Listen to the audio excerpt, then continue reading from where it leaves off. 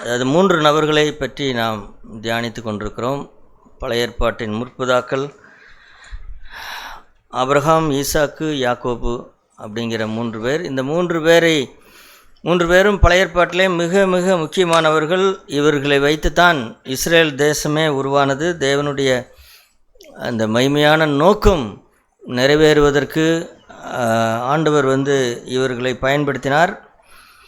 இவருடைய வாழ்க்கையானது அந்த காலத்திலே வாழ்ந்த இஸ்ரேல் ஜனங்களுக்கு மட்டுமல்ல, நமக்கும் ஒரு பெரிய மாதிரியாக இருக்கிறது என்று நாம் பார்த்தோம். என்றால் அவர்களுக்குள்ளாக நாமும் ஆசீர்வதிக்கப்பட்டிருக்கிறோம். ஆகவே அவர்களுடைய ஜீவியத்தை இந்த நாட்களில், ஏனென்றால் தேவன் மாறாதவர். அன்றைக்கு ஒரு தேவன், இன்றைக்கு ஒரு தேவன் என்றல்ல, அவர் நேற்றும் இன்றும் என்றும் மாறாதவராக இருக்கிறார். ஆகவே அவர்களுக்கு அவர் என்ன செய்தாரோ அல்லது தேவனை பற்றி அவர்களுடைய அர்ப்பணிப்பு, அவர்களுடைய வாழ்க்கை, அவர்களுடைய காரியங்கள் எல்லாம் பார்க்கும் பொழுது நமக்கும் என்ன செய்கிறதுன்னு கேட்டால் அது மிகவும் உற்சாகமாக இருக்கிறது. ஆகவே அந்த வரிசையிலே கடந்த வாரத்திலே ஆபிரகாமை பற்றி நாம் பார்த்தோம். இந்த வாரத்திலே ஈசாக்கை பற்றி நாம் பார்க்கிறோம். ஆபிரகாமுக்கு என்ன தலைப்பு அப்படின்னு சொன்னால், அவன் விசுவாசத்திற்கு மாதிரியாக இருக்கிறார் அப்படின்னு சொல்லி நாம் பார்த்தோம். இந்த ஈசாக்குக்கு நாம் என்ன சொல்லலாம் அப்படின்னு சொன்னால், அது கீழ்ப்படிதலுக்கு ஈசாக்கு மாதிரி என்று நாம் சொல்லலாம். என்றால் விசுவாசம், அதாவது ரோமர்கள் நிருபத்திலே பவுல் சொல்லும் பொழுது விசுவாசத்திற்கு கீழ்ப்படிதல் அப்படின்னு தான் அவர் சொல்லுவார். அதை ஆரம்பத்திலேயும் 1ஆம் அதிகாரத்திலையும் சொல்லுவார், 16ஆம் அதிகாரத்திலையும் சொல்லுவார். இப்போ தேவனை விசுவாசித்து அவருக்கு கீழ்ப்படுகிறது அப்படிங்கும்போது அது நம்முடைய ஆரம்ப வாழ்க்கையிலே மட்டுமல்ல, நம்முடைய முடிவு வரைக்கும், நம்முடைய முடிவு காலம் வரைக்கும் இந்த விசுவாசம் மட்டுமல்ல, விசுவாசத்தோடு கூட கீழ்ப்படுதலும் என்ன செய்ய வேண்டும் இருக்கும் பொழுதுதான் அது பூரணமாகிறது. அதற்கு ஈசாக்கு ஒரு நல்ல மாதிரி என்று சொல்லலாம். அவருடைய முதல் சம்பவத்திலிருந்து நாம் ஒரு நல்ல மாதிரியாக எடுத்துக்கொள்ளலாம். அதற்கு முன்பதாக ஆபிரகாமிடத்திலிருந்து ஒரு 2 விஷயங்களை நாம் சுருக்கமாக 2 வசனங்களை உங்களுக்கு காண்பிக்கிறேன். அதை பார்த்துவிட்டு நாம் ஈசாக்கு வருவோம். ஆதியாகமம் புஸ்தகம் 22ஆம் அதிகாரத்திலே, ஆதியாகமம் புஸ்தகம் 22ஆம் அதிகாரம், அங்கே ஒரு 2 வசனங்களை உங்களுக்கு காண்பிக்கிறேன். 21ஆம் 21ஆம் அதிகாரம் 14ஆம் வசனத்தில், அதாவது 2 வசனங்களுமே இப்படி தான் ஆரம்பிக்கிறது. ஆகவே தான் அதில் விசேஷம். ஆதியாகமம் 21:14 ஆபிரகாம் அதிகாலையில் எழுந்து அப்பத்தையும் ஒரு துருத்தி தண்ணீரையும் எடுத்து ஆகாருடைய தோளின் மேல் வைத்து பிள்ளையையும் ஒப்பு கொடுத்து அவளை அனுப்பிவிட்டான். இது 21ஆம் அதிகாரத்தில் இருக்கிறது. 22ஆம் அதிகாரத்தில் இன்னொன்றை பாருங்கள். 22ஆம் அதிகாரம் 3வது வசனம், ஆபிரகாம் அதிகாலையில் எழுந்து தன் கழுதையின் மேல் சேனங்கட்டி தன் வேலைக்காரர் 2 பேரையும் தன் குமாரன் ஈசாக்கையும் கூட்டிக் கொண்டு தகன பலிக்கு கட்டைகளையும் பிளந்து கொண்டு தேவன் தனக்கு குறித்த இடத்திற்கு புறப்பட்டு போனான். இப்போ ஆபிரகாமுடைய வாழ்க்கையிலிருந்து நாம் நிறைய கற்றுக்கொள்ள வேண்டியதாக இருக்கிறது. அதில் இந்த விஷயம் எனக்கு காலையில் பார்த்த பொழுது ஞாபகத்திற்கு வந்தது. அதாவது இந்த 2 விஷயத்திலையும் இருக்கிற ஒரு முக்கியமான கருத்து என்ன அப்படின்னு கேட்டால், 2 விஷயத்தையும் அவர் என்ன செய்தார்? அதிகாலையில் எழுந்து முதல் வேலையாக அவர் செய்தார். முதல் வேலை, தேவன் நம்மோடு கூட பேசும் பொழுது முதல் வேலை என்ன வேலையாக இருக்கணும்? அவர் என்ன பேசினாரோ அதற்கு கீழ்ப்படுகிறதான் முதல் வேலை. அதிகாலையில் எழுந்து அவர் சாப்பிட்டாரா அப்படிங்கிற, அதிகாலையில் எழுந்து சாப்பிட்டார்னு எழுதியிருக்கிறது. அதிகாலையில் எழுந்து சாப்பிட்டார் என்று கூட இல்லை. தேவன் நம்மோடு பேசிவிட்டால் உடனே கீழ்ப்படிய வேண்டும் என்கிறதான். சரி, இந்த 2 கீழ்ப்படிதலுக்கும் இருக்கிற விஷயம் என்னன்னு கேட்டால், ஒன்று 21ஆம் அதிகாரம் 14ஆம் வசனத்தில் பார்க்கிற விஷயம் என்ன அப்படின்னு கேட்டால், தன் சித்தத்தின்படி பிறந்த பிள்ளையை அவன் என்ன செய்தான்? ஒப்பு கொடுத்தான். இந்த 2 தலைப்பு இந்த 2 வசனத்திற்கும். அதாவது தான் பண்ணின தன் சித்தத்தின்படி இப்போ இஸ்மவேல் என்பவன் யார் அப்படின்னு கேட்டால் தேவ சித்தத்தின்படி பிறந்தவன் அல்ல, தன் சித்தத்தின்படி பிறந்தவன். ஆபிரகாமும் சாராளும் இவர்களுடைய சொந்த சித்தத்தின்படி, இது தேவனுடைய திட்டம் அல்ல, சொந்த சித்தத்தின்படி பிறந்த அந்த பையனை அது தவறென்று தெரிந்தது, அல்லது அதை வைத்துக்கொண்டு இனி வேலை செய்ய முடியாது, அது வாழ்க்கைக்கு ஒத்து வரவில்லை என்று அறிந்த பொழுது, அதை பற்றி வெளிச்சம் கிடைத்த பொழுது அவன் என்ன செய்கிறான்? அதை சரி செய்வதற்கு என்ன செய்கிறான் ஆபிரகாம்? அதற்கு கீழ்ப்படுகிறதை பாருங்கள். நாம் தேவசித்தத்திற்கு புறம்பாக ஒரு காரியத்தை செய்து விட்டோம் என்று சொன்னால் அது பல நாட்கள் கழித்து தெரிகிறது. ஒருவேளை ஒரு 14-15 வருஷம் கழித்து இந்த விஷயங்கள் தெரிந்ததா என்று தெரியவில்லை, அதற்கு முன்பே தெரிந்திருக்கலாம். ஆனால் சரி எப்படியோ என்னமோ இருந்துட்டு போகட்டும் அப்படின்னு சொல்லி ஆபிரகாம் வைத்து கொண்டே இருந்தார். ஆனால் தன் சித்தத்தின்படி செய்கிற எந்த விஷயமும் நம்முடைய வாழ்க்கையிலே அல்லது ஆவிக்குரிய வாழ்க்கைக்கு என்ன செய்யும்? ஒரு காலத்தில் விரித்த இடைஞ்சலாகத்தான் இருக்கும், பெரிய இடைஞ்சல். இந்த ஆகாரும் இஸ்மவேலும் ஏதோ தங்களுக்கு ஒரு வாய்ப்பு கிடைத்தது, ஒரு கிருபையாக ஒரு வாய்ப்பு கிடைத்தது அப்படிங்கிற அந்த அடிப்படையில் இல்லாமல் இந்த இஸ்மவேல் என்ன செய்தான்னா அவன்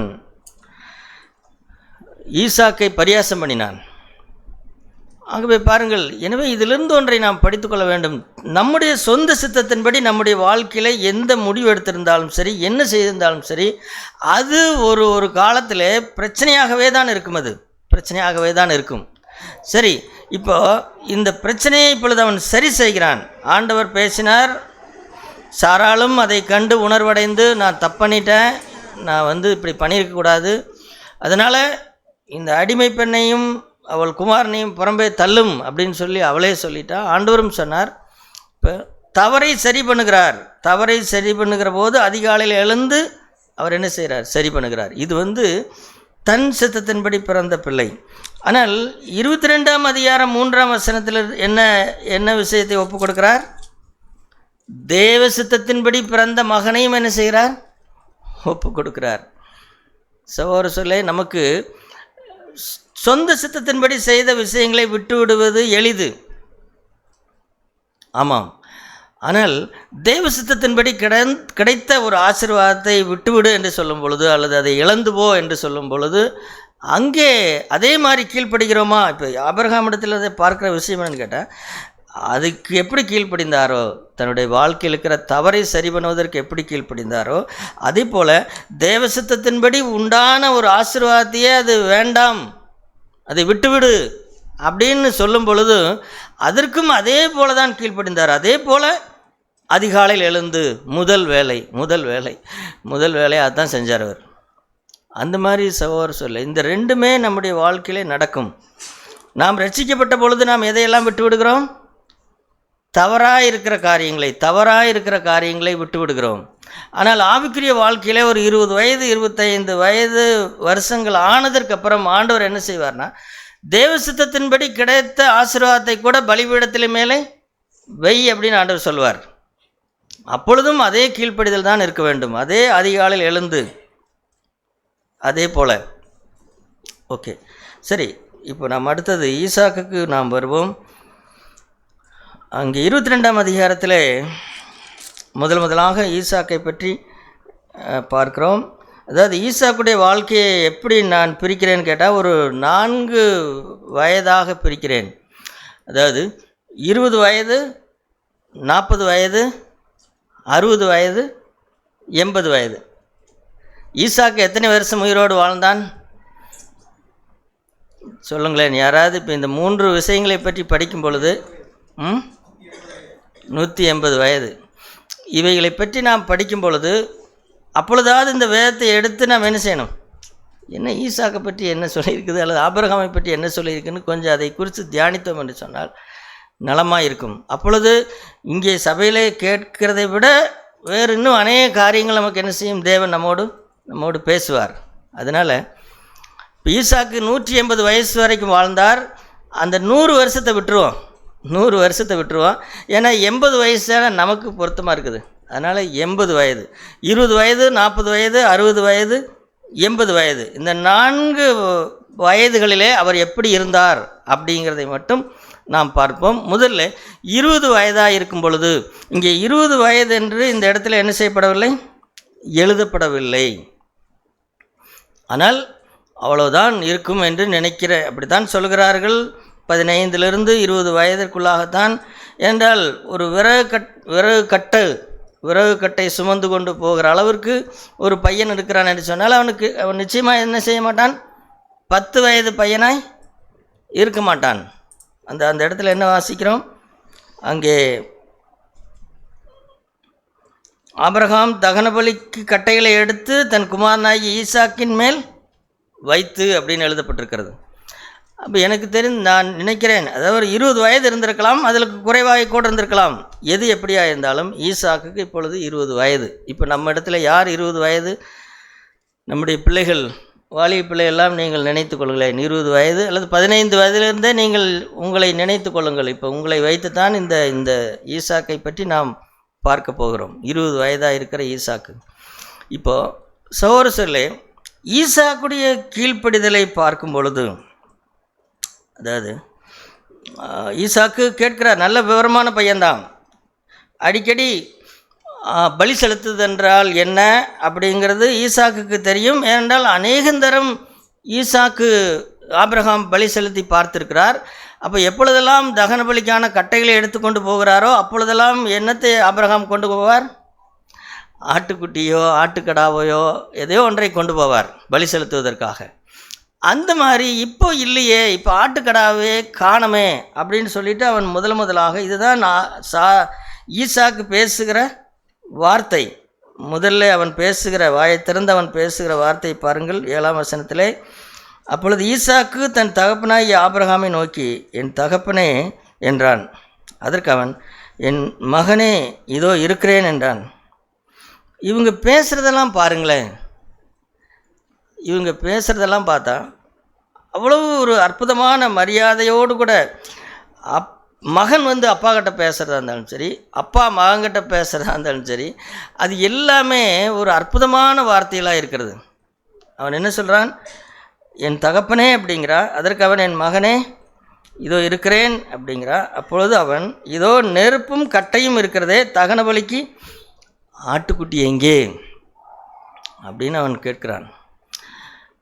ஆபிரகாம் சொல்கிறான், அதை தேவன் என்ன செய்வார், தனக்கு தகன பலிக்கான ஆட்டுக்குட்டியை பார்த்து கொள்வார் என்றான். இந்த இடத்துல ஈசாக்கை நாம் புதிய ஏற்பாட்டுக்கு பொருத்தி பார்ப்போம் என்று சொன்னோம் அல்லவா. ஈசாக்கை எதற்கு பொருத்தி பார்க்கலாம் அப்படின்னு சொன்னால், இயேசு கிறிஸ்துவுக்கு தான் பொருத்தி பார்க்க முடியும். புதிய ஏற்பாட்டின் அடிப்படையிலே தேவன், அதாவது ஆபிரகாமுக்கு செய்ய சொன்னதை தேவன் எப்பொழுதுமே தான் செய்யாத ஒன்றை பிறரை செய்ய சொல்ல மாட்டார். அதே போல் தான் செய்ய சொன்னதை நிஜமாகவே அவர் செய்வார். இதுதான் தேவன், நம்முடைய தேவன் அப்படிப்பட்ட தேவன். அப்போ ஆண்டவர் ஆபிரகாமை உன் மகனை பலி செலுத்து அப்படின்னு சொன்னவர், அதை உண்மையாக அவர் எப்பொழுது செய்தார் சொல்லுங்களேன். எப்பொழுது செய்தார்னா, தன்னுடைய சொந்த குமாரனே சிலுவையில் என்ன செய்தார், பலியாக ஒப்பு கொடுத்தார். ஆமாம், தேவன் இவைகள் எல்லாமே புதிய ஏற்பாட்டுக்கு மாதிரி. சகோதரர்களே, ஆபிரகாம் ஈசாக்கை பலி செலுத்தினது எதற்கு ஒப்பனையாக இருக்கிறது கேட்டால், தேவன் தம்முடைய குமாரனை சிலுவையிலே நமக்காக பலியாக கொடுத்த அதற்கு ஒப்பனையாக இருக்கிறது. இப்போ அது அதை உடனே திரும்ப அந்த எந்த வழியும் படாமல் திரும்ப உடனே நிறுத்த சொல்லிவிட்டார். ஆனால் இங்கேயோ புதிய ஏற்பாட்டிலே அந்த வழிகள் எல்லாவற்றையும் அவர் உணர்ந்தார், ருசித்தார். அவர் அதை பட்டார். அந்த பாட்டை, தன் மகன் சிலுவையிலே துடித்து கொண்டிருக்கிறதை, நரகத்தை ருசி பார்க்கிறதை அந்த பரலோக பிதா கண் காண சகிக்காமல் அவர் கதறினார். ஆகவே ஈசாக்கை பலி செலுத்துகிறது என்பது புதிய ஏற்பாட்டிலே கிறிஸ்துவை பலி செலுத்துகிறதுக்கு ஒப்பாக. சரி, இப்போ ஈசாக்கு அடுத்தது என்ன செய்கிறாருன்னு கேட்டால், 9ஆம் வசனத்தை பாருங்கள். அவர்கள் இருவரும் அந்த மோரியா மலைக்கு போகிறார்கள். தேவன் அவனுக்கு சொல்லியிருந்த இடத்திற்கு வந்தார்கள். இங்கே பாருங்கள், ஆபிரகாம் தேவனுடைய வார்த்தை அப்படியே அடி பெசகாமல் நடக்கிறவர். ஆபிரகாமா இருந்தாலும் சரி, மோசேயா இருந்தாலும் சரி, சும்மா பொத்தம் பொதுவாலாம் பேசுகிற ஆட்கள் கிடையாது. மோரியா தேசத்திலே நான் குறிக்கிற இடத்துல அப்படின்னு அவர் சொல்லும் பொழுது அந்த இடத்திற்கு தான் அவர்கள் வந்தார்கள். அந்த இடத்திற்கு வந்து அங்கே 9ஆம் வசனத்தில் ஆபிரகாம் ஒரு பலிபீடத்தை உண்டாக்கி கட்டைகளை அடுக்கி, அதற்கப்புறம்தான் இங்கே விஷயமே இருக்கிறது. 15 வயதிலிருந்து 20 வயதாக இருக்கிற எல்லா வாலிப பிள்ளைகளும் இந்த வசனத்தை பாருங்கள். அதற்கப்புறம் என்ன நடந்தது? தன் குமாரனாகி ஈசாக்கை கட்டி. இங்குதான் ஈசாக்குடைய அற்புதமான குணம் இருக்கிறது. சகோதர சொல்லி 15 வயது அல்லது 20 வயதாக இருக்கிற ஒரு பையனை, அவனுக்கு விவரம் தெரியாதா? ஆட்டுக்குட்டியை தேவன் பார்த்து கொள்வார்னு சொன்னார். இப்போ கட்டைகளை அடுக்கிற வரைக்கும் ஆட்டுக்குட்டியை காணோம். அப்போ அதுக்கப்புறம் என்னையை கட்டுறாரு அப்படின்னு சொன்னால் விவரமாக இருக்கிறவனுக்கு தெரியாதா? இப்போ பிள்ளைகள் சொல்கிறாங்களா, நீங்கள் சுற்றி வளைச்சி எங்கே வர்றீங்கன்னு எனக்கு தெரியுது, நீங்கள் என்னையத்தான் போக சொல்லுவீங்க கிடைக்கும். நீங்கள் சொல்கிறதெல்லாம் புரியுது, நீங்கள் நல்லா பேசுகிறதெல்லாம் எனக்கு புரியுது, நீங்கள் கடைசியில் என்னையத்தான் வேலை வாங்குவீங்க அப்படின்னு பிள்ளைகள் சொல்லுகிறாங்களோ. இப்போ அம்மா வந்து மகளா தங்கமே அப்படின்னு கூப்பிட்டா, தெரியும் தெரியும் நீங்கள் எதுக்கு கூப்பிட்றீங்க அப்படின்னு என்ன செய்கிறார்? பிள்ளைகள் விளங்கி கொள்கிறார்கள். அம்மா வந்து வழக்கமான குரலை விட ஒரு அன்பாக பேசினாலே அதில் ஏதோ ஆபத்து இருக்கிறது, அதில் ஏதோ ஒரு வேலை வாங்கிறது இருக்குது. வீடை கூட்ட சொல்கிறாங்க, அல்லது தண்ணி எடுத்து வைக்க சொல்கிறாங்க, வீடை துடைக்க சொல்கிறாங்க அப்படிங்கிற ஆபத்து இருக்குதுன்னு பிள்ளைகள் கண்டுகொள்கிறாங்க. அதனால் அதுக்கெல்லாம் சட்டையே பண்ணுறது கிடையாது. நீ தங்கமேன்னு கூப்பிடு, கண்ணேன்னு கூப்பிடு, பொண்ணேன்னு கூப்பிடு, அதை பற்றியெல்லாம் எனக்கு ஒன்றும் இல்லை. நீ எப்படி கூப்பிட்டாலும் அதை பற்றி ஒன்றும் இல்லை. ஆனால் ஈசாக்கை பாருங்கள், அவனோ அப்படி இல்லை. அவனோ தன்னை கட்டுகிறார் அப்பா. கயித்தை போட்டு கட்டுனாவே அவனுக்கு தெரியாதா? கயித்தை போட்டு கட்டினா அடுத்து என்ன செய்யும்? தூக்கி அந்த அந்த பலிபீடத்திலே அவர் வைப்பார், கட்டைகள் மேல் வைப்பார். அதற்கப்புறம் என்ன செய்வார்? அதற்கப்புறம் வழக்கம் போல் ஒரு கட்டையின் மேலே படுக்க வைத்த ஆட்டை ஆபிரகாம் வழக்கம் போல் செய்கிறது ஈசாக்குக்கு தெரியும். கத்தி எடுத்து என்ன செய்வார்? அந்த ஆட்டை கொல்லுவார். அதற்கப்புறம் அந்த கட்டைக்கு தீ வைத்து அதை எரிப்போம், அந்த பலியை தேவன் ஏற்றுக்கொள்வார். இதுதான் எங்கள் வீட்டில் வழக்கம் போல் நடக்கிறது அப்படிங்கிறது ஈசாக்குக்கு தெரியும். இப்போது கட்டைகளை அடிக்காகிவிட்டது, எடுத்து கிடத்தியாகிவிட்டது. இனி என்ன நடக்குங்கிறது அவனுக்கு தெரியாதா? தெரியும். இருந்த போதிலையும் அவன் என்ன செய்யணும்னு கேட்டால், அவன் ஒருவேளை சாதாரணமாய் பேசுவோமே, சாதாரணமாய் பேசினால், அப்பா என்னப்பா ஏப்பா என்னையே கொள்றீங்களாப்பா அப்படின்னு அழுதுகிட்டு கூட எந்திரிச்சு அழுதுட்டு கூட ஒரு ஓரமாக போய் நிற்கலை. அப்பா என்னை விட்டுருங்கப்பா, அப்பா என்னை விட்டுருங்கப்பா, என்னை கொல்லாதீங்கப்பா, என்னை கொல்லாதீங்கப்பா அப்படின்னு கூட, அதாவது கெஞ்சி கூட அந்த சூழ்நிலையிலிருந்து அவன் தப்பித்து கொள்ள நினைக்கவில்லை. சில நேரங்களில் நாம் அழுது தப்பித்து விடுகிறோம் சகோதரிகளே. சில பிள்ளைகளை அழுகிறத பார்த்துட்டு என்ன செய்கிறோம்? சரி போச்சா அது விடு அப்படின்னு அழுது, சில பிள்ளைகள் அழுது சாதிச்சிடுவாங்க. அழுது அழுது அழுது இல்லைப்பா நான் போக மாட்டேனப்பா, நான் வேண்டாப்பா அப்படின்னு அழுது அழுது அழுது சாதிச்சு அப்புறம் அடுத்த நாள் காலையில் வழக்கம் போல் அந்த சீன் முடிஞ்சிருச்சு அல்லவா? அந்த சீன் முடிஞ்சிருச்சு. ஆனால் அவன் அழுகலை, அவன் கீழ்ப்படிந்தான். சோறு சொல்ல இதுதான் கீழ்ப்படிதலுக்கு நல்ல மாதிரி. தன்னை குறித்து பரிதாபப்படவில்லை. ஏன்னா எங்கள் அம்மா மட்டும் இங்கே இருந்திருந்தா, எங்கள் அம்மா நீ விட்டுருக்குமா, எங்கள் அப்பா இப்படி பண்ணுறாரு, எங்கள் அம்மா இங்கே இருந்தால் விட்டுருக்குமான்னு அவர் தன்னை குறித்து பரிதாபப்பட்டானா? தன்னை குறித்து சுய பரிதாபப்பட்டானா? இல்லை இல்லை இல்லை. கீழ்ப்படிதல் என்றால் ஈசாக்கு தான் கீழ்ப்படிதல். சும்மா அழுதுகிட்டு போய் சோத்தார் உட்காந்துக்கிட்டு அழுதுகிட்டு, நான் எங்கள் வீட்டில் இருக்க வரைக்கும் எப்படி வாழ்ந்தேன், இந்த மனுஷனை கட்டிக்கிட்டு நான் இப்படி அழுகிறேனே. இல்லை இல்லை இல்லை, அவன் அழவில்லை. அவன் அதிலே படுக்கையிலே கிடத்தப்பட்டான். அவன் அமைதியாய் படுத்து கொண்டான். சோறு சொல்லி, அதாவது ஈசாக்குடைய வாழ்க்கையிலிருந்து ஒரு விஷயத்தை நாம் கற்றுக்கொள்ள முடியும். அது என்ன அப்படின்னு கேட்டால், இப்போ இந்த 22ஆம் அதிகாரத்திலே பேசப்படுகிற எல்லா விஷயங்களுமே யாரை பற்றி பேசப்பட்டிருக்கிறது? ஆபிரகாமை பற்றி தான் பேசப்பட்டிருக்கிறது. ஆபிரகாம் பலி செலுத்தினான், தன் குமாரனை கொடுத்தான் அப்படின்னு ஆபிரகாமுக்கு தான் மேன்மை இந்த 22ஆம் அதிகாரம். ஆனால் ஆபிரகாமுக்கு மேன்மை கிடைத்ததற்கு யார் காரணம்? ஈசாக்கு தான் காரணம். அப்போ இந்த படியிலே தான் நாம் அநேகர் இருக்கிறோம் என்று சொல்லலாம். அதாவது ஒரு குடும்பத்தில் ஒரு தகப்பன் பலி செலுத்துகிறார் என்று வைத்துக்கொள்வோம், அல்லது ஒரு வாழ்க்கை சூழ்நிலையிலே அநேக சூழ்நிலைகளே சகோதரர்களே தேவன் நடத்துகிற விதங்களிலே ஒரு மனுஷனை ஒரு விதமாய் நடத்துகிறார் என்று வைத்துக்கொள்வோம், அல்லது அந்த மனுஷன் சோதிக்கப்படுகிற, இப்போ ஆபிரகாம் சோதிக்கப்பட்டார், சோதிக்கப்பட்டு அவனுடைய வாழ்க்கையிலே சில விஷயங்கள் நிரூபிக்கப்பட வேண்டியதாக இருக்கிறது. இப்போ யோபு சோதிக்கப்பட்டு அவருடைய வாழ்க்கையிலே சில விஷயங்கள் நிரூபிக்கப்பட வேண்டியதாக இருக்கிறது. ஆனால் இப்படி நிரூபிக்கப்பட வேண்டும் என்று சொன்னால் ஒத்த ஆளாக இருந்து செய்ய முடியுமா? செய்ய முடியாது. ஒத்த ஆளாக இருந்து செய்யறதுங்கிறது ஏதோ வெகு ரேராக நடக்கிற 1-2 விஷயங்கள் தான். இயேசு கிறிஸ்து வனாந்தரத்தில் சோதிக்கப்பட்டார். அந்த சோதனையில் அவர் ஒருத்தர் தான் இருந்தார். அது எல்லாமே அவருடைய தனிப்பட்ட விதங்களில் வந்த சோதனைகள். ஆனால் மற்ற சோதனைகள் அப்படி அல்ல. ஆபிரகாமுடைய வாழ்க்கையில் நடந்த சோதனை என்பது அவர் ஒத்த ஆளுக்கு வந்த சோதனை கிடையாது. இப்போது அந்த சோதனையினுடைய இன்னொரு பகுதி என்னென்னா அவருடைய குடும்பத்திலே முக்கியமாக பிள்ளை. இப்போ ஈசாக்கு ஒத்துழைக்கலை அப்படின்னு சொன்னால், இப்போ இந்த 22ஆம் அதிகாரத்திலே ஆபிரகாம் அந்த சோதனையின் தேவன் நடத்துகிற சோதனையின் வழியிலே போய் ஜெயம் கொண்டிருப்பாரான்னு கேட்டால் ஜெயித்திருக்க முடியாது.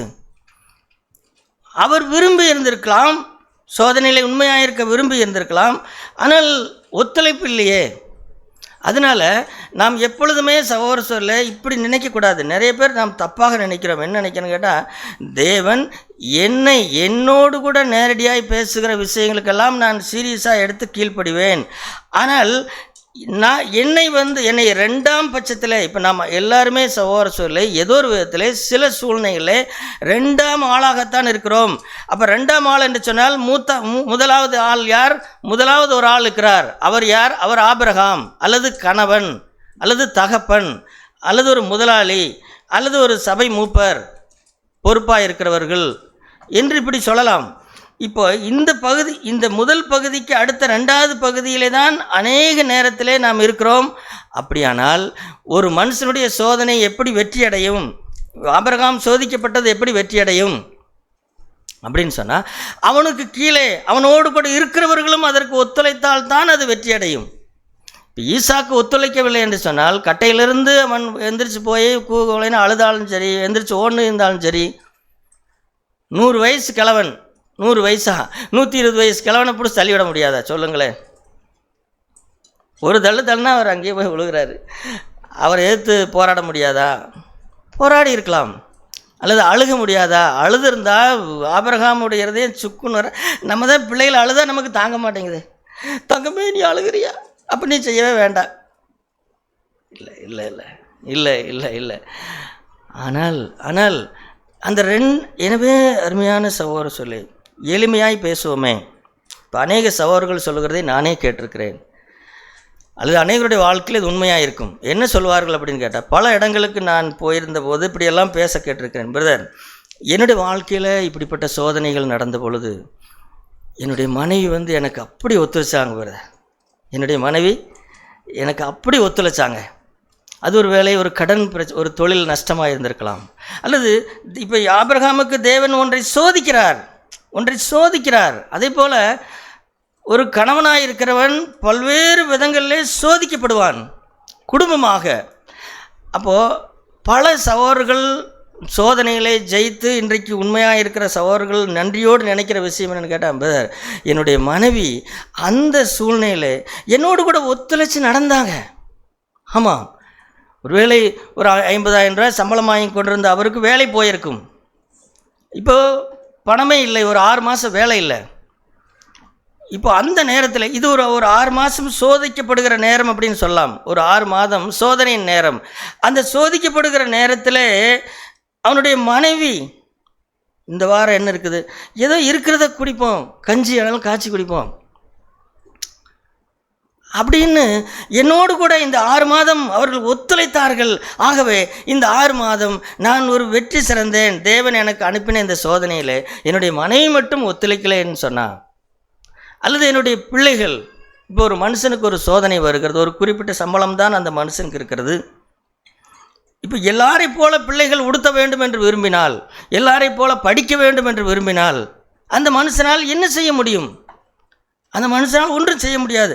அப்போது பிள்ளைகளும் சரி எல்லாரும் ஒத்துழைக்கும் பொழுது, அப்பா நீங்கள் எனக்கு என்னுடைய படிப்புக்கு இவ்வளோ செலவு பண்ணணும்னு நீங்கள் கவலைப்பட வேண்டாம், நான் சாதாரணமாக நான் படிச்சுக்கிறேன், அல்லது ஒரு கவர்மெண்ட் ஸ்கூலில் நான் படிக்கிறேன், அல்லது கவர்மெண்ட் காலேஜில் படிக்கிறேன், நீங்கள் எனக்காக பாரப்பட வேண்டாம், நல்லா படிக்க வைக்கணும்னு மனுஷனுக்கு ஆதங்கம் இருக்கிறது. ஆனால் கொஞ்சத்தில் உண்மையாக இருக்கிறது என்றால் என்ன, கடன் வாங்காமல் இருக்கிறது என்றால் என்ன அப்படிங்கிற அந்த சோதனை கட்டத்துக்குள்ளாக ஒரு மனுஷன் கடந்து போய் கொண்டிருக்கிறார். இப்போ பிள்ளைகள் எல்லாரும் எழுந்து, அப்பா நீங்கள் கவலைப்படாதீங்க, இதை பற்றி நீங்கள் யோசிக்க வேண்டாம், நமக்கு ஆண்டவர் உங்களை எப்படி நடத்துகிறாரோ அப்படி வாழ்வோம் அப்பா அப்படின்னு பிள்ளைகள் சொன்னால் எப்படி இருக்கும்? அப்பா எனக்கு ஒரு சைக்கிள் என்ன செய்ய வேண்டாம், நான் சைக்கிள் கேட்டது உண்மைதான், நான் ஆர்எக்ஸ் யமகா ஆர்எக்ஸ் கேட்டது உண்மைதான், எனக்கு எதுவும் வேண்டாப்பா, தேவன் உங்களுக்கு இவ்வளோதான் வருமானத்தை கொடுத்துருக்கிறாரா, அல்லது இந்த சோதனை வழியாக நீங்கள் கடந்து போகிறீங்களா, நானும் அதோட ஒத்துழைக்கிறேன். அப்போது அந்த முதல் தரத்தில் இருக்கிற அந்த மனுஷனுக்கு எப்படி இருக்கும் சொல்லுங்களேன். இப்போ ஆபிரகாம் இந்த விஷயங்களாக நடந்த பிறகு அவங்க வீட்டில் போய் சாராள் இடத்துலையோ அல்லது மற்றொரு இடத்துலையோ இந்த விஷயங்களாக நடந்து ஒரு 10 வருஷம் கழித்து பேசுகிறபோது எப்படி பேசியிருப்பார்? இப்படி தான் பேசியிருப்பார். ஒரு காலத்தில் ஆண்டவர் என்னை சோதித்து பார்த்தார், நான் அவரை நேசிக்கிறேனா என்னுடைய குமாரனை நேசிக்கிறேனா அப்படிங்கிறத எனக்கு சோதித்து பார்த்தாரு. அப்போ என்ன செஞ்சார்னா, உன் மகனை கொண்டு போய் பலி செலுத்துன்னு சொன்னார். அப்போ நான் புரிஞ்சுக்கிட்டேன், அவர் சொன்ன போதே புரிஞ்சுக்கிட்டேன், நான் தேவனை விட என்னுடைய மகனை அதிகமாக நேசிக்கிறேங்கிறது நான் புரிஞ்சுக்கிட்டேன், அதனால் நான் பலி செலுத்த போனேன். ஆனால் ஆச்சரியம் பாருங்கள், ஈசாக்கு எனக்கு என்ன செஞ்சான்? எனக்கு ஒத்துழைச்சான். அவனை கத்தி எடுத்து கட்டையின் மேல் அவன் கையத்தை வச்சு கட்டினேன், கட்டையில் மேலே கிடத்தினேன், கத்தி எடுத்து ஓங்கினேன். அப்போ கூட அவனை என்ன செஞ்சான்? அவன் அப்படியே இருந்தானுங்க. ஈசாக்கு மட்டும் அன்றைக்கி ஒத்துழைக்கலைன்னு சொன்னால் எனக்கு அந்த சோதனையில் என்ன செய்திருக்க முடியாது, வெற்றி அடைந்திருக்க முடியாது அப்படின்னு ஆபிரகாம் அதை பற்றி என்ன செய்திருப்பார்? பேசியிருப்பார். அப்படி போல் இன்றைக்கு அநேக சகோதரிகள் உங்களுக்கு தெரியாது, அல்லது பிள்ளைகள் உங்களுக்கு தெரியாது, உங்களுடைய தகப்பன்மார் நிறைய பேர் பேசியிருக்கிறார்கள். என் பிள்ளைகள் எனக்கு ஒத்துழைத்ததினாலே, என் மனைவி எனக்கு ஒத்துழைத்ததினாலே, அல்லது ஒரு நல்ல சபையை கட்டுவதற்கு நல்ல சகோதரர்கள் ஒத்துழைத்ததினாலே, அந்த 2ஆம் நிலைக்கு இருக்கிற அந்த கீழ்ப்படிதலுக்கு அநேகர் இன்றைக்கு புரியறதில்லை. எல்லாரும் தனித்தனி ஊழியம் செய்ய விரும்புகிறார்கள். அதனால தான் இயேசு கிறிஸ்துவின் சுவிசேஷம் பரவப்படுகிறதுல எந்த மாற்று கருத்தும் இல்லை, அது நடக்கிறது, மற்ற ஊழியங்கள் எல்லாம் நடக்கிறது. ஆனால் சபை மட்டும் கட்டப்படுகிறதில்லை எங்கேயுமே அப்படின்னு சொன்னால் அதற்கு என்ன காரணம்னு கேட்டால், அந்த 2ஆம் நிலையில் இருக்கிற கீழ்ப்படிதலுக்கு யாரும் தன்னை ஒப்பு கொடுக்கறதே கிடையாது. என்றால் அதில் அவர்கள் பேர் வராது. இப்போ இந்த விஷயத்தை நாம் இப்போ எடுத்து பேசுகிறமே தவிர 22ஆம் அதிகாரத்தை நீங்கள் சாதாரணமாக வாசித்து பார்த்தால் யாருடைய பேர் வரும்? ஆபிரகாம் பேர் தான் வரும். அதே போல தான் சில விஷயங்களில் சகோதரர் சொல்லி அந்த குடும்ப தலைவனுடைய பெயர் தான் வரும். இருந்தாலும் என்ன, இப்போ ஆண்டவர் என்னை எங்கே வைத்திருக்கிறார்? என்னுடைய அப்பாவுக்கு கீழாக வைத்திருக்கிறார். எங்கள் அப்பா என்ன பலி செலுத்துகிறாரோ அதற்கு நான் உடன்படுவேன், என் கணவன் என்ன பலி செலுத்துகிறாரோ அதற்கு நான் உடன்படுவேன். அதனால தான் சொல்லுகிறது, நீதிமொழிகளில் ஒரு அருமையான வசனம் இருக்கும். நீதிமொழிகளில், அதாவது குணசாலியான ஸ்திரீ தன் புருஷனுக்கு கிரீடமாக இருக்கிறாள் அப்படின்னு சொல்லி, ஒரு அலங்காரமாக இருக்கிறாள். அதுபோல் சகோதரர் சொல்ல, நம்முடைய ஜீவியத்தில் இந்த விஷயத்தை மறக்காதிருங்கள். நீங்கள் யாருக்கு கீழாக இருந்தாலும் சரி, ஒரு ஓனருக்கு கீழாக இருந்தால் அந்த ஓனருடைய பெயர், ஒரு நீதிமானுடைய பெயர் அல்லது ஒரு ஓனருடைய பெயர் விளங்குவதற்காக நீங்கள் என்ன செய்யுங்கள்? நீங்கள் அதில் 2ஆம் நிலையில் இருந்தால் அதற்கு கீழ்ப்படியுங்கள்.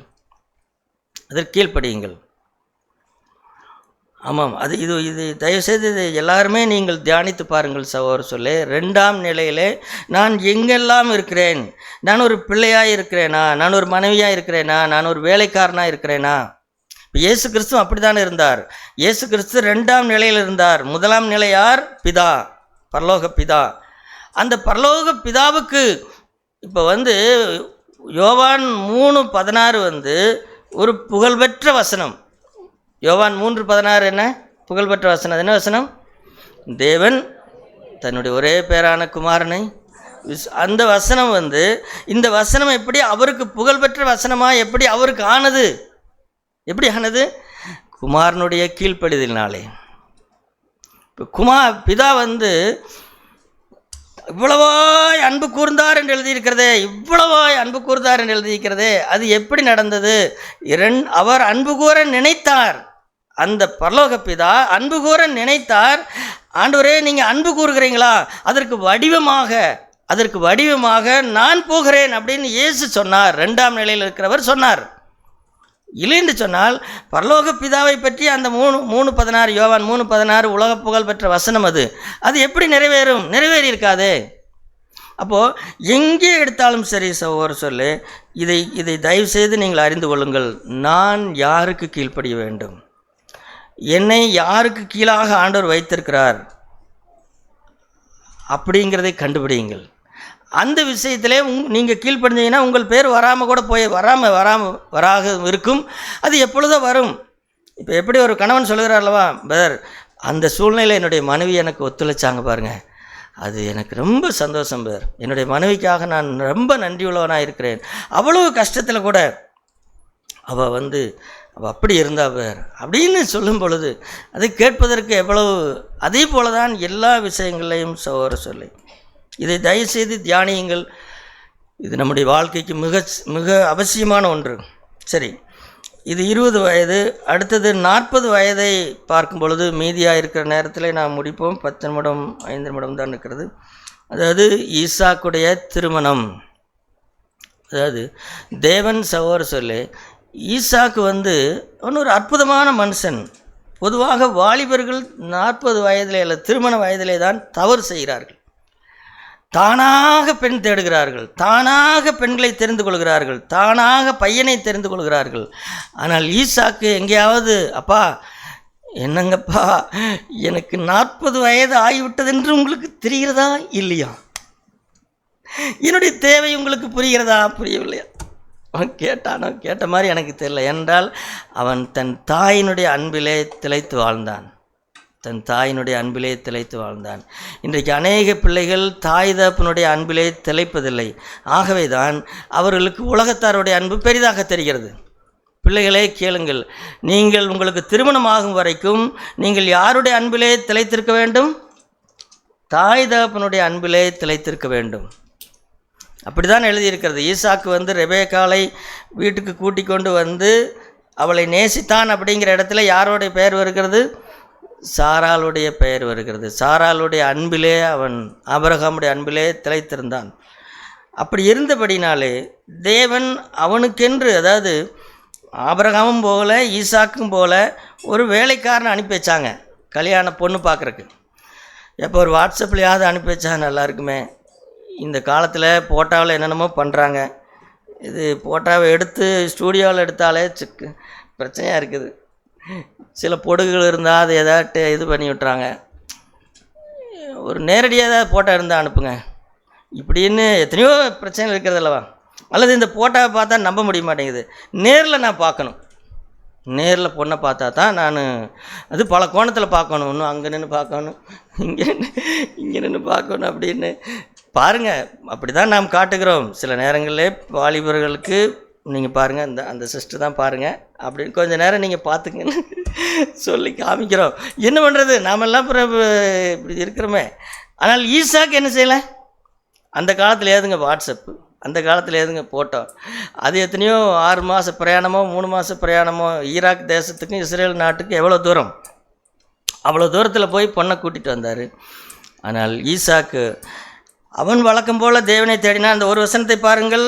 அந்த 24ஆம் அதிகாரம், அந்த அந்த அந்த ஒரு அதிகாரம் முழுவதுமே ஈசாக்காக எழுதப்பட்ட, தேவனால் எழுதப்பட்ட ஒரு அதிகாரம். 24ஆம் அதிகாரம்.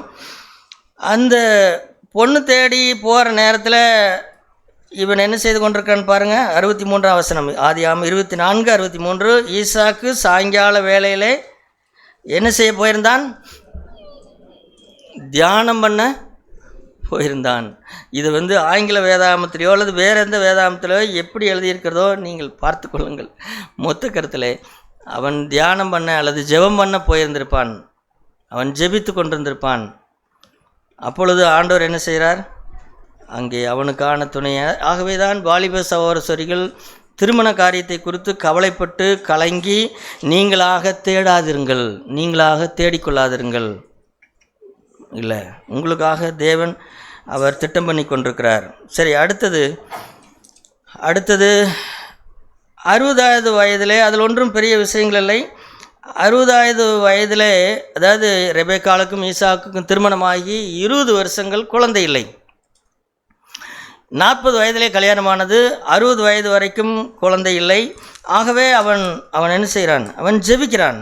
25ஆம் அதிகாரம் 24ஆம் வசனத்திலே, மலடியாயிருந்த தன் மனைவிக்காக ஈசாக்கு கர்த்தரை நோக்கி வேண்டுதல் செய்தான். கர்த்தர் அவன் வேண்டுதலை கேட்டருளினார்.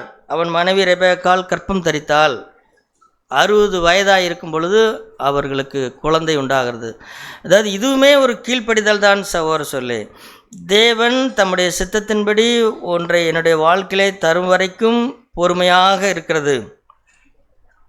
ஈசாக்கு நினைத்திருந்தால், எங்கள் அப்பாவுடைய மாடல் இருக்குதே, வேற ஒரு 10 வருஷமாச்சு 5 வருஷமாச்சு குழந்தையே இல்லை, வேற ஒரு பொண்ணை கல்யாணம் பண்ணுவோம் அப்படின்னு இல்லாமல் அவன் கீழ்ப்படிந்திருந்தான். அவன் ஜெபித்தான்.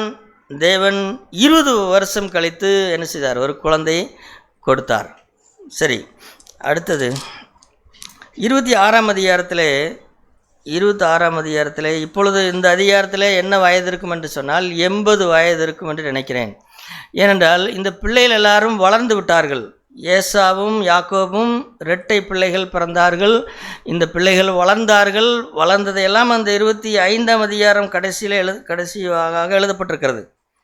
இப்போ அப்படியானால் என்ன நடந்திருக்குன்னு கேட்டால், ஒரு 80 வயதாக இருந்திருக்கும் ஈசாக்குக்கு. இப்போது கல்யாணம் 40 வயதாக இருக்கும் பொழுது நடந்தது. இப்பொழுது 80 வயதாக இருக்கும் பொழுது 80 வயதாகிவிட்டது. 40 வருஷம் திருமண வாழ்க்கை. இப்போ இந்த திருமண வாழ்க்கை அவர்களுக்கு கசந்து விட்டதா அல்லது அவர்கள் எப்படி இருந்தார்கள் அப்படிங்கிறதை பார்க்கும் பொழுது அவனுடைய குடும்ப வாழ்க்கையும் ஒரு அற்புதமான குடும்ப வாழ்க்கையாக இருந்தது. ஈசாக்குடைய குடும்ப வாழ்க்கை அது எப்படி தெரியும் அப்படின்னு கேட்டால், இந்த 26ஆம் அதிகாரம் 8ஆம் வசனத்தை பாருங்கள். 26ஆம் அதிகாரம் 8ஆம் வசனம், அவன் அங்கே நெடுநாள் தங்கியிருக்கையில் பெலிஸ்தருக்கு ராஜாவாகிய அபிலமேக்கு ஜன்னல் வழியாய் பார்க்கும் பொழுது ஈசாக்கு தன் மனைவியாகிய ரெபெக்காளோடு கூட விளையாடி கொண்டிருந்தான். அதாவது ஈசாக்கு ஆபிரகாமை போல ரெபெக்காள் அழகுள்ள பெண்ணாக இருந்தபடினாலே தன்னை கொன்று போடுவார்கள் அப்படின்னு சொல்லி வழக்கம் போல் அந்த ஒன்று சொல்லிட்டான். என்னுடைய தங்கை, என்னுடைய தங்கச்சி அப்படின்னு சொல்லி சகோதரின்னு சொல்லிட்டான். ஆனால் அவன் ஆண்டவருக்கு கீழ்ப்படிந்து எகிப்துக்கு போகலை. அவன் அந்த கேராரூரில் தங்கியிருந்தான். அப்படி தங்கியிருக்கும் பொழுது தான் இவள் என்னுடைய மனைவி அல்ல, இவள் என்னுடைய தங்கை அப்படின்னு சொல்லியிருந்தான். இருந்தாலும் அநேக நாள் அங்கே தங்கியிருந்தான். அவனுக்கு பெரிய ஆபத்தொன்று வரவில்லை. ஆனால் ஒரு நாளில் ராஜாவுடைய வீடு மாடி வீடான்னு தான் நினைக்கிறேன். அவர் அங்கிருந்து ஜன்னல் வழியாக பார்க்கும்போது இங்கே ஈசாக்கு ரெபெக்காள் என்ன செய்கிறாங்க? விளையாடிட்டுருக்கிறாங்க. அவங்க விளையாடினதை பார்த்தபோது அவனுக்கு, அந்த ராஜாவுக்கு, இது என்ன அண்ணன் தங்கச்சி விளையாட்டு மாதிரி தெரியலையே அப்படின்னு விளங்கி கொண்டதுனால இவர்கள் கணவன் மனைவி அப்படின்னு நினைத்தான், உறுதிப்படுத்தி கொண்டான். அப்புறம் கேட்குறான், அப்புறம் அதை குறித்து பேசுகிறாங்க. இப்போ கேள்வி என்னன்னு சொன்னால், இப்போ நமக்கு வருவோம். நமக்கு திருமணமாகி 40 வருஷங்கள் ஆகிவிட்டது என்று வைத்துக்கொள்வோம். 80 வயதாகிவிட்டது. இப்பொழுது கணவன் மனைவி உறவு எப்படி இருக்கிறது? நான் அந்தரங்க உறவுகளை பற்றியெல்லாம் பேசலை. பொதுவாக நம்முடைய ஜீவியத்தில் நம்முடைய கணவன் மனைவிக்கு இருக்கிற, இப்போ இங்கே ஈசாக்கு தன் மனைவியோட ரெபெக்காளோட விளையாடிட்டு இருந்தான். அவன் என்ன விளையாட்டு விளையாடினான்னு தெரில. திருடன் போலீஸ் விளையாடினான்னு தெரில, தாயக்கரை விளையாடினான்னு தெரில, ஓடி பிடிச்சி விளையாடினான்னு தெரில, நொண்டி அடித்து விளையாடினான்னு தெரில, ஏதோ ஒரு விளையாட்டு விளையாடினான். இது நீங்கள் யோசித்து பாருங்கள். யாராவது 40 வயது திருமண வயது முடிந்தவர்கள் இருக்கிறீங்களா? நீங்கள் இந்த வசனத்துக்கு கீழ்ப்படிங்களேன். சகோதரிகள், எனக்கு இன்றைக்கி ஒரு விளையாட்டு விளையாடலாமா அப்படின்னு இன்றைக்கி எப்படி ஆகிப்போச்சுன்னா, சும்மா தோலை தொட்டால் கூட, தோலை தொடாதீங்க, தோலைக்கு மேலே வளர்ந்த பிள்ளை ஆயிடுச்சு, நீங்கள் இந்த நேரத்தில் தோலை தொடாதீங்களா அப்படின்னு நம்முடைய இந்திய கலாச்சாரமே சகோதர சொல்லி ஒரு ஸ்டேஜுக்கு அப்புறம் சும்மா வெளிரங்கமாய் கூட மனைவியை தொடுகிறதோ அணைத்து கொள்கிறதோ முத்தமிடுகிறதோ ஐயோ ஐயோ அது அசிங்கம் அல்லது பாவம். என்னங்க பையனும் பிள்ளைய வளர்ந்துட்டாங்க, இப்போ நீங்கள் தொட்டு பேசிகிட்டு இருக்கிறீங்க அப்படின்னு கேட்டேன். இல்லை, நம்ம இந்திய கலாச்சாரம் சரியில்லை, வேத கலாச்சாரத்திற்கு வருவோம். 40 வயதாக இருக்கும் பொழுது என்ன செய்தார்கள்? அதனால தான் சகோதர சொல்ல இன்றைக்கு நிறைய பேருக்கு பிள்ளைகள் திருமணமாகி வீட்டை விட்டு போயிட்டாங்கன்னாவே வீடு ஏதோ என்னாகி விடுகிறது, வெறுமையான வீடாய் மாறி விடுகிறது. பிள்ளைகளாக இருந்த வரைக்கும் வீடு கலகலப்பாக இருந்தது அப்படின்னு 2 பேரும் ஏதோ எதிரும் புதிரமாக உட்காந்துக்கிட்டு அந்த மூலையில் கணவன் உட்காந்துருப்பார், இந்த மூலையில் இல்லை. நீங்கள் விளையாடுங்க, பிள்ளைகள் இல்லாமல் இருக்கிறது நல்லது. நீங்கள் விளையாடலாம் அல்லவா? அந்த ரூமுக்குள்ளே போய் ஒருத்தர் ஒழிங்க, இந்த ரூமுக்குள்ளே போய் ஒருத்தர் ஒழிங்க. என்ன புனிதா சிஸ்டர்? உண்மை அதுதான் சகோதர சொல்ல. 80 வயது மனுஷன் செய்கிறதை பாருங்கள், நான் பொய் சொல்லலை, உண்மை அதுதான். திருமண இப்போ தேவன் இதை பார்த்து சந்தோஷப்பட மாட்டாரா? சந்தோஷப்படுவார். அப்படி அந்த ஐக்கியத்தை பாருங்கள். 40 வருஷ திருமண வாழ்க்கையிலே அவர்களுடைய ஐக்கியம். இந்த மனுஷனை போனால் வீட்டுக்கு போனால் இவ மூஞ்சி பார்த்துக்கிட்டு தான் இருக்கணும். அதனால் தூங்குற வரைக்கும் வீட்டுக்கே போக வேண்டாங்க. டீ கடையில் 1 டீ போட்டுட்டு 2 டீ போட்டு 3 டீ போட்டுட்டு குடிச்சிட்டாது இருப்பனே தவிர வீட்டுக்கு போய் அந்த மூஞ்சி நான் பார்க்க மாட்டேன். அதை பார்ப்பானேன், அந்த எள்ளும் கொல்லும் வெடிக்கிறத பார்க்கப்பானேன் அப்படின்னு இல்லை. திருமண வாழ்க்கை 40 வருஷங்கள் ஆனதுக்கப்புறம் எப்படி இருக்கிறது? மைமையான திருமண வாழ்க்கையாய், ஓடி பிடிச்சு விளையாடுகிற திருமண வாழ்க்கையாய் ஈசாக்குடைய வாழ்க்கை இருக்கிறதை பாருங்கள். இது ஈசாக்குடைய குடும்ப ஜீவியம். அடுத்தது ஒரே விஷயத்தை பார்த்து விட்டு முடிக்கலாம். ஈசாக்குடைய பொது வாழ்க்கை எப்படி இருந்தது அப்படின்னு கேட்டால் 26ஆம் அதிகாரத்தில் அந்த ஊரில் அவன் தங்கியிருந்த பொழுது தேவன் அவனை ஆசீர்வதித்தார். அவன் வர வர பெரிய விருத்தி அடைந்து பெரிய மனுஷனாக மாறினான். அங்கே ஒரு 19ஆம் வசனத்தில் ஈசாக்குடைய வேலைக்காரர் பள்ளத்தாக்கில் வெட்டி அங்கே சுரக்கும் நீரூற்றை கண்டார்கள். இவங்க வெட்டின கிணறுங்க, இவங்க வெட்டின கிணத்துல இப்போ அவங்க அந்த கேராரூருடைய மேய்ப்பர்கள் இந்த தண்ணீர் எங்களுக்கு சொந்தம் அப்படின்னு பிரச்சனை பண்ணுறாங்க. இப்போ என்ன ஆச்சரியம்னு கேட்டால் அதை குறித்து வாக்குவாதம் பண்ணுறாங்க 20ஆம் வசனத்தில். அதற்கு அந்த துறவுக்கு ஏசேக்கு அப்படின்னு சொல்லி பெயரிட்டான். ஏசேக்கு என்றால் வாக்குவாதம் என்ற அர்த்தம். அப்புறம் வேறொரு துறவை போய் வெட்டுறாங்க, அதற்கு அங்கேயும் வாக்குவாதம் பண்ணுறாங்க. அதற்கு சித்தனா என்று பெயரிட்டாங்க. சித்தனா என்றால் எதிர்ப்பு என்ற அர்த்தம். இந்த விஷயத்துலலாம் நாம் பார்க்குறது என்னன்னு கேட்டால், ஒரு பக்கம் பிரச்சனை இருக்கிறதா, ஒரு வாக்குவாதம் பண்ண வேண்டி இருக்கிறதா, அந்த வாக்குவாதம் வேண்டாம் வேண்டாம் வேண்டாம். எதிர்ப்பு இருக்கிறதா, வேண்டாம், அதை விட்டு நம்ம போயிடுவோம், வேறு இடத்திற்கு போவோம்.